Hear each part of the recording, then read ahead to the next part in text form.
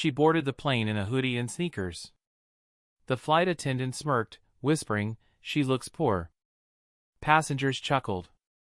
Cameras started recording. But when the woman finally spoke, the entire cabin fell silent. "I don't just fly with this airline.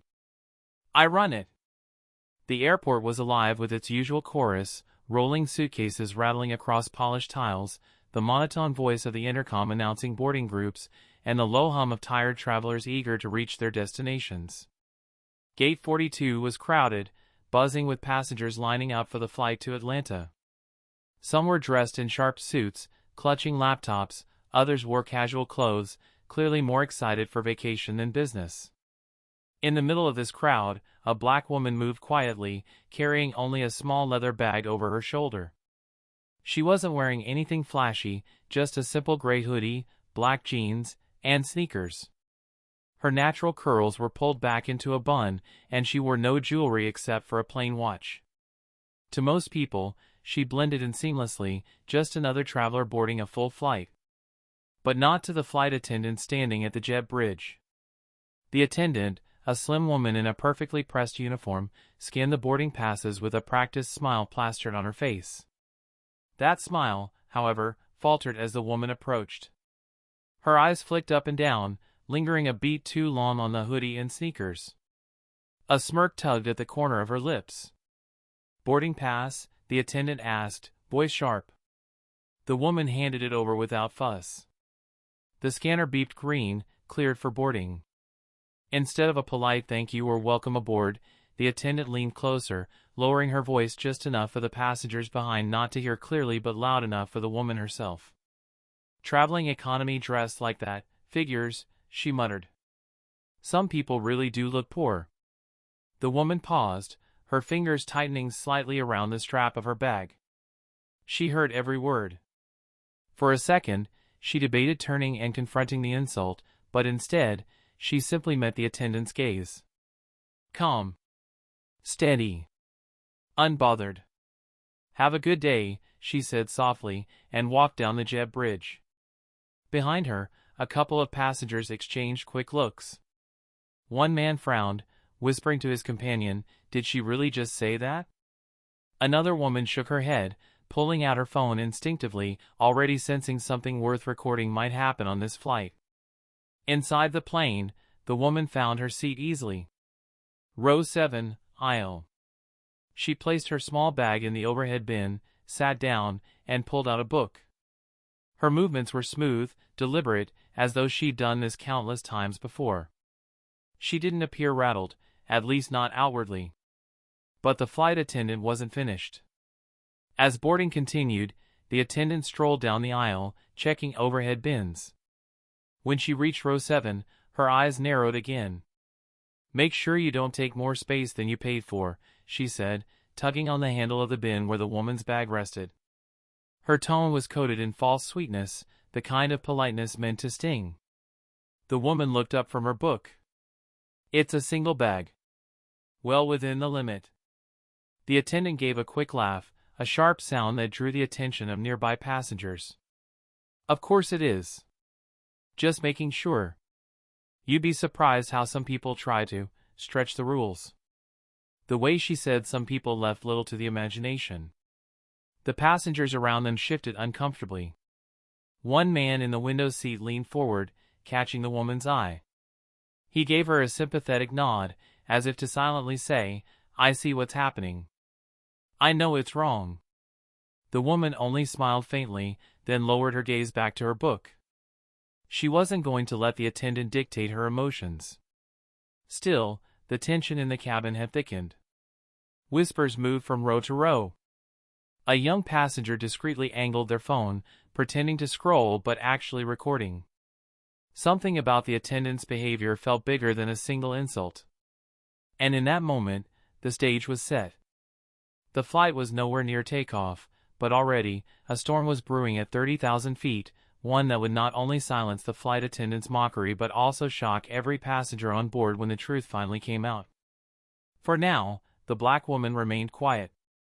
Patient. Waiting. Because she knew something no one else did, this was her airline. And before this flight landed, everyone, including the mocking flight attendant, would know exactly who she was. The plane was nearly full now. Overhead bins clicked shut, the air filled with the shuffling of boarding passengers, and the flight attendants moved briskly down the aisles, their polished shoes tapping against the floor. But while most attendants were busy helping travelers get settled, one pair of eyes kept drifting back to row 7, sharp, judgmental, and restless. The black woman sat calmly in her aisle seat, still absorbed in her book. She turned a page slowly, almost as though nothing around her could disturb her peace. But the attendant from the gate, the same one who had whispered the insult, was circling like a hawk that refused to let go of its prey. She stopped once more near row 7, this time addressing the woman directly. "Excuse me," she said, her voice syrupy but edged with condescension. "Are you sure you're in the right seat? Sometimes passengers misunderstand their boarding passes." The woman lifted her eyes. "Row 7, seat C. Just as it says on my ticket." Her tone was calm, polite, almost serene. But the passengers seated nearby stiffened at the attendant's question. They had seen her board. They had heard the muttered insult. And now they were seeing her being singled out again. The attendant forced a smile. "Of course. Just making sure. We do have to double-check, especially when mistakes look so likely." The pause on mistakes was deliberate. A few passengers exchanged uneasy glances. The young man in the window seat of row 7 let out an audible sigh, shaking his head. Across the aisle, a teenage girl discreetly raised her phone and pressed record. She whispered to her mother, "She's being mean on purpose." The woman, however, didn't rise to the bait. She simply nodded once and returned her gaze to her book. Her silence was not weakness, it was patience. But the attendant wasn't finished. She leaned over, tugging at the overhead bin again as though inspecting the single leather bag. "Traveling light, I see," she remarked loudly enough for several rows to hear. "Guess that makes sense." The implication was clear. And this time, a couple of passengers murmured disapprovingly. A man in a business suit, seated 2 rows back, called out, "Is there a problem, or are you just harassing her?" The attendant turned quickly, her fake smile snapping into place again. "No problem at all, sir. Just ensuring everything is in order. It's part of my job." But her voice was tight now, defensive. She could feel the eyes on her, passengers watching, phones possibly recording. She straightened her uniform, clearing her throat, but instead of walking away, she muttered under her breath again. "Some people should just be grateful they're even here." The words carried farther than she intended. The cabin went uncomfortably quiet. Heads turned. A child asked out loud, "What does she mean by that?" His mother hushed him quickly, her eyes darting nervously toward row 7. The woman in the aisle seat closed her book gently, slipping a finger inside to hold her place. She lifted her eyes and studied the attendant, not angry, not flustered, but steady, as though waiting for the right moment. Meanwhile, the teenager with the phone whispered, "This is going to blow up on TikTok." She zoomed in, catching the attendant's face, then slowly panned to the calm, composed woman in the seat. The video would later capture a historic twist, though none of them knew it yet. Another flight attendant passed through the aisle, sensing the tension. She gave her colleague a questioning look, but the first attendant only shrugged with an innocent smile. "All fine here," she said sweetly, before striding toward the galley. But the damage was done. The words had been heard. The passengers had noticed. And the weight of that humiliation lingered in the air like smoke that refused to clear. The black woman sat back, her fingers drumming lightly against the closed book. She hadn't said much yet. But every passenger could see it, she was holding something back. Something that would change everything. And as the plane prepared for takeoff, no one realized that the real turbulence on this flight wouldn't come from the skies, it would come from a single sentence that would silence the entire cabin. The cabin was sealed, the last passengers were buckled in, and the engines began their low hum of power. Flight 726 was moments away from takeoff. Yet the real energy wasn't in the roar beneath the wings, it was inside the cabin, simmering in uneasy silence. Everyone had heard the words. Some people should just be grateful they're even here. The sentence still hung in the air, heavy and sharp, like an insult written across the cabin walls. Passengers glanced toward row 7, some pretending not to notice, others staring openly. It wasn't every day they saw an attendant target a passenger so blatantly. The black woman in the aisle seat remained calm, her book now resting on her lap. She hadn't spoken, hadn't lashed out, hadn't demanded attention. But her composure was beginning to draw more curiosity than if she had exploded in anger. Across the aisle, the teenage girl who had been recording whispered to her mother, "She's so calm. If that was me, I'd be yelling already." Her mother nodded, eyes narrowed at the attendant who had retreated to the galley. "She knows what she's doing. She's waiting." 2 rows back, the man in the suit leaned forward, speaking just loud enough for nearby passengers to hear. That was uncalled for. Completely unprofessional. If she works for this airline, she should be ashamed. The young man in the window seat of row 7, who had witnessed every moment up close, finally spoke to the woman beside him.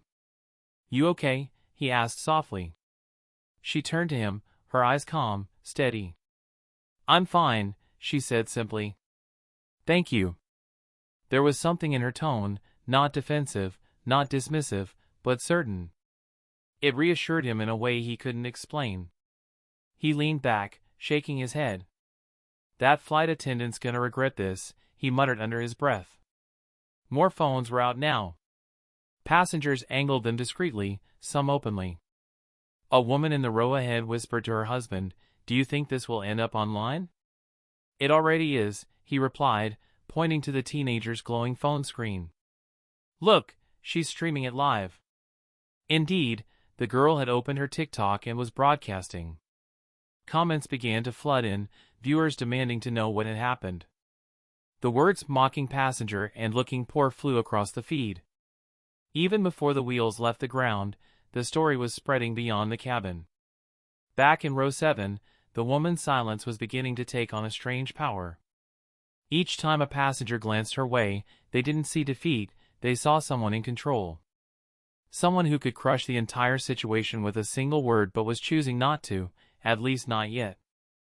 The tension grew thicker when the attendant returned. Her face was carefully arranged into professional cheerfulness, but her eyes darted nervously to the phones aimed her way. "Ladies and gentlemen," she announced, raising her voice, "we ask that all devices be put into airplane mode as we prepare for departure." Several passengers obeyed, but a surprising number didn't.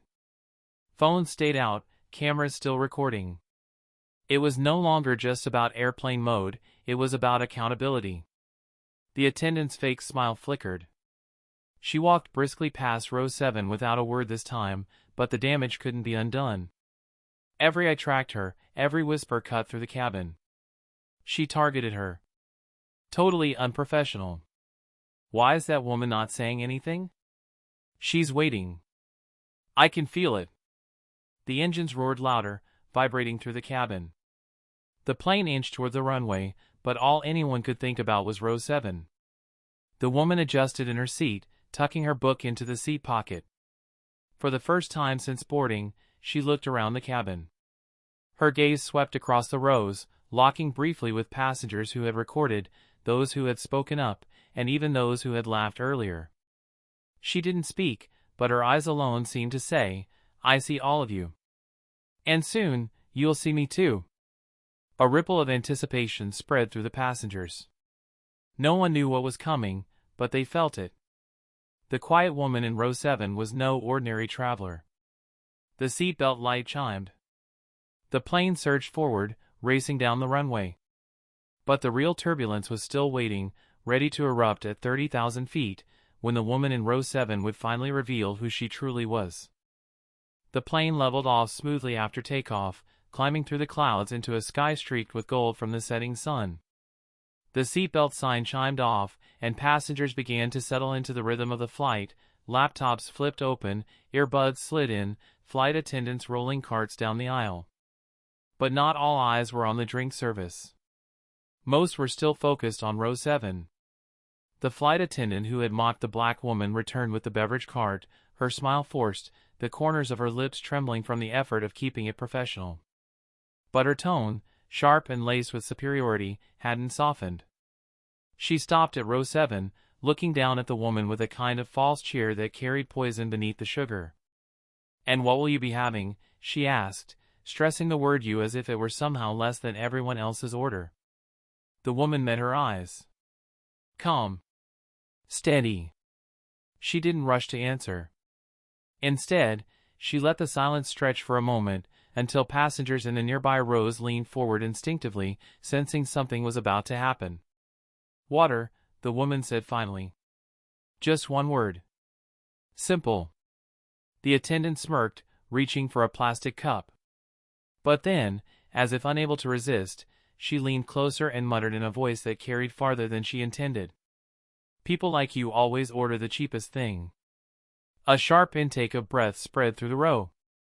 A child gasped audibly. Someone muttered, "Unbelievable." Phones angled higher, cameras flashing green recording lights. The tension that had been simmering now boiled. The woman placed her book into the seat pocket and folded her hands neatly on her lap. Then she looked directly at the attendant, her expression serene but unflinching. "You've had a lot to say to me," she said evenly, her voice low but carrying effortlessly through the cabin. "And I've been patient. I let you insult me at the gate. I let you humiliate me here in front of strangers. I even let you question if I belong in this seat. All while I stayed silent." The cabin hushed. Even the other flight attendant at the cart froze, her hand hovering over a can of soda. The woman tilted her head slightly, her eyes never leaving the mocking attendant. "But here's the truth, you don't know who you're speaking to. You don't know the first thing about me. And that's where you made your mistake." A ripple moved through the passengers. Murmurs, a few gasps, phones capturing every word. The attendant swallowed, her smirk faltering. "Ma'am, The woman raised a hand, silencing her. "No. You've had your turn. Now you'll listen." Her voice wasn't loud, but it carried a weight, a command that silenced not just the attendant but the entire section of the cabin. People stopped mid-sentence, mid-sip, mid-scroll. All eyes were on row 7. The woman's calm smile returned, but it was different now, sharper, purposeful. "You judged me by what I was wearing. By the bag I carried. By how quietly I boarded this plane. You thought that made me less. Poor. Undeserving. Forgettable." Her words struck the air like hammer blows. The attendant's face flushed crimson, her mouth opening and closing as if searching for a response that wouldn't come. The woman leaned back slightly in her seat, her tone steady as stone. "But what you don't realize is this, you're not speaking to just another passenger. You're speaking to someone who knows this airline better than anyone else. Someone who built it." Gasps broke through the silence. Phones trembled in hands, trying to steady on the recording. The man in the business suit 2 rows back muttered, "Oh my God," while the teenage girl whispered to her stream, "This is it. This is the moment." The woman's gaze never wavered. "So, before you say another word, ask yourself this, when the person you mock tells you the truth about who she is, how will you explain your behavior then?" The entire cabin was holding its breath now. The attendant, caught in the storm of her own arrogance, stood frozen. Her smirk was gone, her posture wilted. She opened her mouth, then closed it again. For the first time since boarding, she had nothing to say. The calm response had landed harder than any outburst ever could. And though the reveal wasn't complete, the cabin already knew, the quiet woman in row 7 was about to change everything. The cabin was still. Engines roared outside, cruising at 30,000 feet, but inside the plane, silence was louder than thunder. Every passenger's eyes were locked on row 7, where the black woman sat like the calm center of a brewing storm. The flight attendant stood frozen, her fake smile long gone, her cheeks flushed red with embarrassment. The weight of dozens of phones pointed her way was undeniable. She tried to straighten her uniform, to regain the composure that had slipped so completely from her grasp, but her trembling hands betrayed her. And then the woman spoke again, her voice clear, controlled, and carrying to the very back of the cabin. "You don't know who you're talking to," she repeated, each word deliberate. "So allow me to introduce myself properly." She reached into her small leather bag overhead and pulled out a slim black wallet. With steady hands, she flipped it open and slid out a sleek identification card. The gold-embossed letters gleamed in the cabin's light, and a faint gasp rippled through the nearby rows before she even spoke. "My name is Ava Richardson," she said firmly, holding the ID up for all to see. "I am the chief executive officer of this airline. I don't just fly with this company, I run it." The cabin erupted. Gasps, whispers, a few cheers. The teenage girl streaming on TikTok nearly dropped her phone, squealing, "Oh my God, she owns the airline. She runs the airline." Comments began to explode across her feed. "No way. This is legendary. That flight attendant's career is over." The man in the business suit sat back, stunned. "I knew it. I knew she was somebody," he whispered. The window seat passenger beside Ava grinned, shaking his head in disbelief. The attendant's face drained of color. She stammered, "Why you're the CEO?" Her voice was small now, nothing like the sharp arrogance she had displayed earlier. Ava placed the ID neatly on her tray table, folding her hands on top of it. Her expression remained calm, almost gentle, but her words carried the weight of authority. "Yes. The same airline you represent when you wear that uniform. The same company you embarrassed today by the way you chose to treat me. You thought I was beneath you because of how I looked. You mocked me because you assumed I was poor. And in doing so, you revealed exactly what kind of person you are, not what kind of person I am." The cabin broke into murmurs again, louder this time, passengers nodding, whispering, even clapping softly. The man 2 rows back gave a low whistle, shaking his head. "She's finished. Absolutely finished." The attendant's lips trembled. I didn't mean." But Ava lifted her hand, stopping her cold. "No. You meant every word. You just didn't think the world would hear them. Unfortunately for you, they did." She nodded toward the raised phones, dozens of little cameras that had caught every insult, every smirk, and now, the reveal. The other attendants stood frozen in the aisle, wide-eyed, unsure whether to step in or step back. Even the captain's voice broke through the intercom awkwardly at that moment. "Ladies and gentlemen, this is your captain speaking. We're at cruising altitude now." His voice faltered, as if he too had caught word of what was unfolding in his cabin. Ava's gaze softened as she looked back at the passengers around her. "This isn't about me being the CEO. It's about dignity. Respect. Everyone deserves it, whether they're flying economy or first class, whether they wear a suit or a hoodie. No one should ever be treated the way I was treated today." Her words struck like lightning. Passengers clapped now, some even cheering. A child clapped loudly in the back row until his mother joined in. The sound swelled through the cabin like a wave of justice breaking free. The flight attendant stood motionless, her eyes glassy, her voice caught in her throat. She had been silenced, not by shouting, not by anger, but by calm truth and unshakable authority. And as the applause washed through the plane, Ava Richardson sat back in her seat, quiet once more, her ID card glinting under the cabin lights. She didn't need to say another word. The entire plane now knew who she was. And soon, so would the world.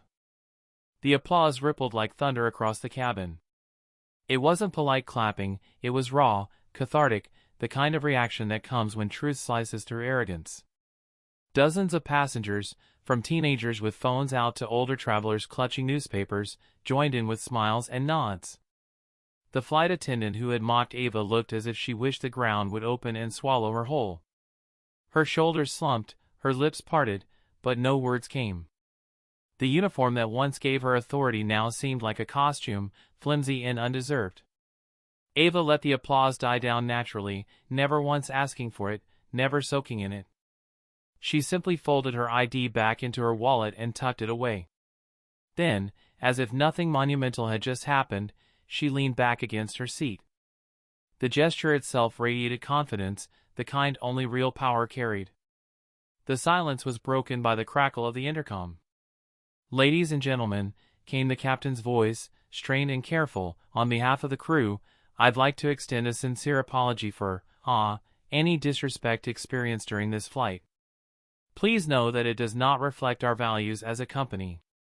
Thank you for your understanding." The irony was almost too much.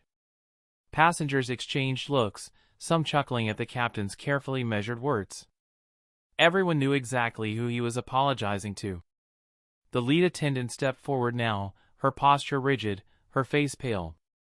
She bent slightly toward Ava, lowering her voice so only nearby Rose could hear, but the cabin was too quiet for anything to go unnoticed. "Ms. Richardson, I sincerely apologize on behalf of the crew," she said quickly, almost stumbling over her words. "This behavior was completely unacceptable, and I assure you it will be addressed immediately." Ava tilted her head, studying her. "It should never have happened in the first place," she replied calmly. "Not to me, and not to anyone else." The lead attendant nodded furiously, as if she could bow her way out of the situation. Of course. We'll make sure of it." Meanwhile, the passengers weren't letting the moment slip away. The TikTok livestream had already crossed 500,000 viewers, comments flooding the screen faster than they could be read. Someone whispered that the video was trending on Twitter. Another passenger muttered, "This is going to be on every news channel by morning." Across the aisle, the businessman who had first defended Ava leaned in, smiling. "You didn't just put her in her place, you reminded all of us why leadership matters." That was incredible. Ava gave him a small nod. Leadership isn't about power. It's about accountability. And right now, this airline has some work to do. The mocking attendant finally broke her silence. Her eyes were wide, desperate. "Ms. Richardson, please. I didn't mean to offend you personally. I was just," she trailed off, realizing there was no defense she could offer that would erase her words. Ava turned her head slowly, meeting her gaze. There was no anger in her eyes, only a firm steadiness. "You didn't offend me. You offended every passenger who's ever been judged by appearances. You embarrassed yourself, your uniform, and this airline." She paused, her voice dropping just enough to sharpen the weight of her words. "And the world is watching." The attendant's lips trembled. She sank back, retreating to the galley like a shadow disappearing from light. The cabin buzzed with murmurs, disbelief, satisfaction, admiration. A child's voice piped up from the back. "Mommy, she's the boss of the whole plane?" The laughter that followed was light, almost cleansing, and for the first time since boarding, the atmosphere shifted from tense to almost celebratory. Ava allowed herself a faint smile. She hadn't come to the plane seeking drama. She had only wanted to travel quietly, like any other person. But fate, or arrogance, had written a different script. The power had shifted, and not just because she was the CEO. It had shifted because she had reminded everyone that titles mattered less than humanity, and respect was the true currency of any journey. As the plane continued its steady course through the skies, the passengers sat a little taller, the energy warmer than before. Conversations broke out, strangers bonding over the surreal moment they had just witnessed. Phones buzzed as friends and family on the ground reacted to the viral clips. And Ava? She sat quietly in row 7, gazing out the window at the endless horizon. She wasn't thinking about the embarrassment she had suffered. She was thinking about what would come next, for her airline, for her crew, and for the story that was now flying faster than any plane. Because in less than an hour, the world would know that respect had been demanded at 30,000 feet, and delivered. By the time the plane sliced through the night sky, half the passengers were glued to their phones. What had started as whispered laughter at Ava Richardson's expense had now turned into one of the biggest viral moments of the year. The teenage girl's TikTok stream, which had captured every second of the confrontation, had passed 1.7 million live views. Comments scrolled like lightning. "This is the most iconic clapback ever. That flight attendant is done. She's the CEO?" My jaw just dropped. Clips of Ava holding up her ID had already been clipped, stitched, and remixed into hundreds of videos across platforms. Twitter hashtags exploded, hashtag she runs the airline, hashtag respect in the sky, and the most brutal one of all, hashtag looking poor, a direct mockery of the flight attendant's insult. A man in row 15, grinning ear to ear, whispered to his seatmate, "We're literally in history right now. This is going to be on CNN before we land." Even the business class passengers, usually detached and quiet, leaned into the buzz, texting colleagues, sending links, and muttering about how the airline's stock price might jump just from the way Ava had handled herself. Meanwhile, in the cockpit, the captain's phone buzzed non-stop with alerts from the ground crew. Public relations teams were already scrambling, social media managers were flooding WhatsApp channels, and someone from corporate had typed in all caps, "Confirm if CEO is on board, incident going viral." Back in the cabin, Ava remained composed. She didn't gloat, didn't fuel the fire. She simply sat back, gazing out the window, the glow of city lights flickering beneath the clouds. But those who sat near her could feel it, the sense that she knew this wasn't just about her. This was about the culture of her company, the future of her brand. The mocking attendant hadn't reappeared. She was tucked away in the galley, whispering frantically with her colleagues, her voice shaky, her face pale. Every sound of a notification ping from the passenger's phone seemed to hammer her deeper into dread. Ava finally turned to the businessman beside her, who had been watching the storm unfold with quiet awe. "You realize," he said softly, "you've just changed this airline forever. They'll have to rethink everything, from staff training to public image, after tonight." Ava's lips curved into the faintest smile. That was always the mission. To change more than just the way people fly. To change the way they're treated.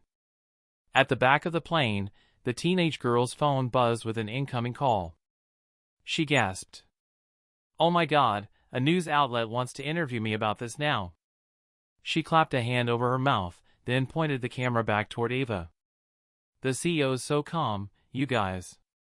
Look at her, like nothing happened. Queen behavior." The comments lit up again. "Icon.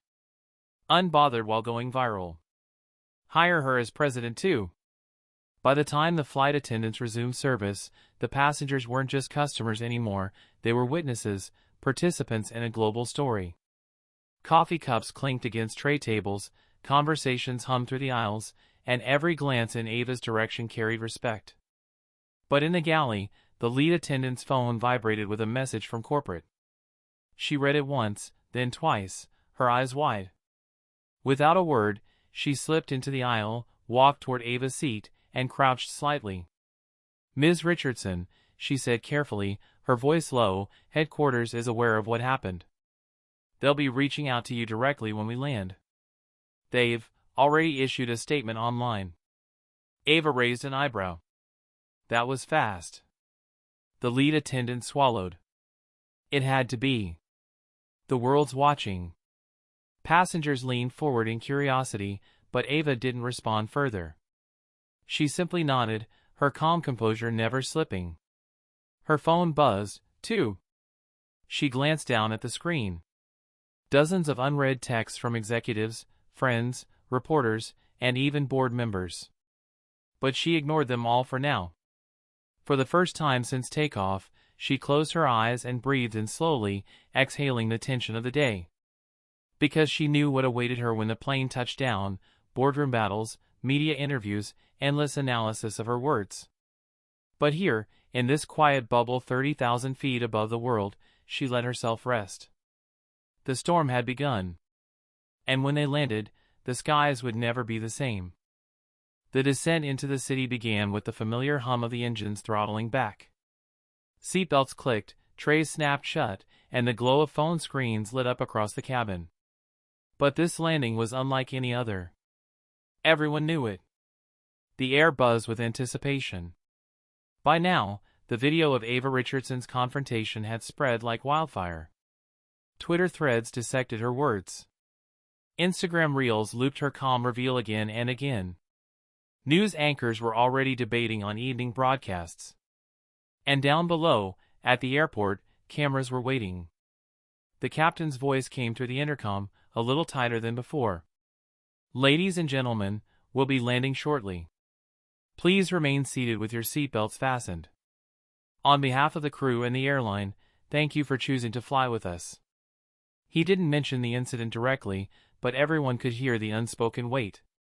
In row 7, Ava sat serene, hands folded, as though she were already preparing for the storm that awaited outside the cabin doors.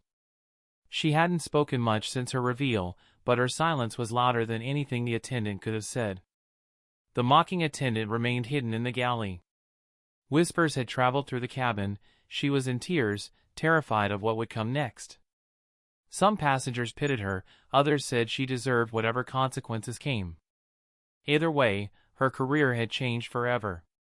The wheels touched down with a thud, the cabin jolting forward before easing into the taxi. Applause filled the plane again, not for the landing, but for Ava. Some clapped quietly, others cheered outright. She didn't bask in it, but she acknowledged them with a small, graceful nod. When the plane rolled to a stop at the gate, the energy shifted once more. Phones buzzed with alerts, CEO confrontation trending worldwide. Airline responds to viral video. Screens flashed headlines even before seatbelts were unbuckled. And then, the door opened. What awaited outside was unlike anything the passengers had ever seen. A wall of cameras, microphones, and flashing lights filled the jet bridge. Reporters crowded near the exit, voices rising with questions. "Ms. Richardson, do you have a statement? How will the airline respond? What message do you want to send?" The lead attendant rushed forward, her face pale as paper, and tried to shield Ava. But Ava didn't need shielding. She stood tall, adjusted her simple hoodie, and stepped into the lights. The passengers watched from their seats, phones raised high, capturing every moment as she spoke.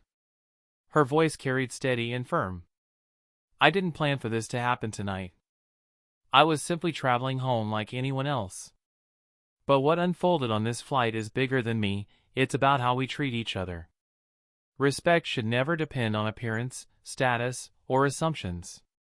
Everyone deserves dignity, no matter where they sit or what they wear." The reporters leaned in closer, scribbling furiously. Flashbulbs popped. Ava's words, clipped and broadcast in real time, instantly lit up television screens across the country. "I'm proud of this airline," she continued, "but moments like tonight remind us of how much work we still have to do. And as its CEO, I promise you, change will come. Not in press statements, not in empty apologies, but in real actions." The crowd erupted in questions, but Ava didn't linger. With quiet authority, she walked past the flashing lights and into the terminal.